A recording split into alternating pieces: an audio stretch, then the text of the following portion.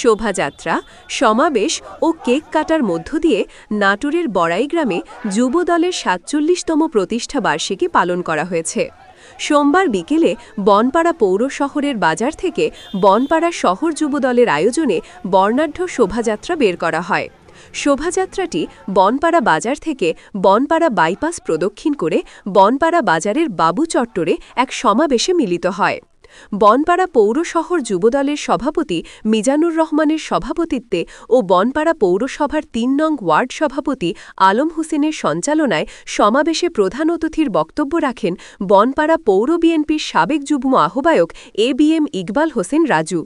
এ সময় অন্যান্যের মধ্যে উপস্থিত ছিলেন উপজেলা শ্রমিক দলের আহ্বায়ক মোন্নাফ খান, বনপাড়া পৌর যুবদলের সহসাধারণ সম্পাদক জাহিদ হাসান শুভ, পৌর বিএনপির সাবেক যুগ্ম আহ্বায়ক আতিকুর রহমান আতিক, শরীফুল ইসলাম মিঠু, যুবদল নেতা জাহাঙ্গীর, হুমায়ুন, বড়াইগ্রাম উপজেলা ছাত্রদলের যুগ্ম আহ্বায়ক রাশেদুল ইসলাম, পৌর স্বেচ্ছাসেবক দলের আহ্বায়ক নূরে আলম, পৌর শ্রমিক দলের আহ্বায়ক জালাল ভূঁইয়া, পৌর ছাত্রদল নেতা সুজন, মিলন সহ পৌরসভা যুবদলের বিভিন্ন নেতৃবৃন্দ।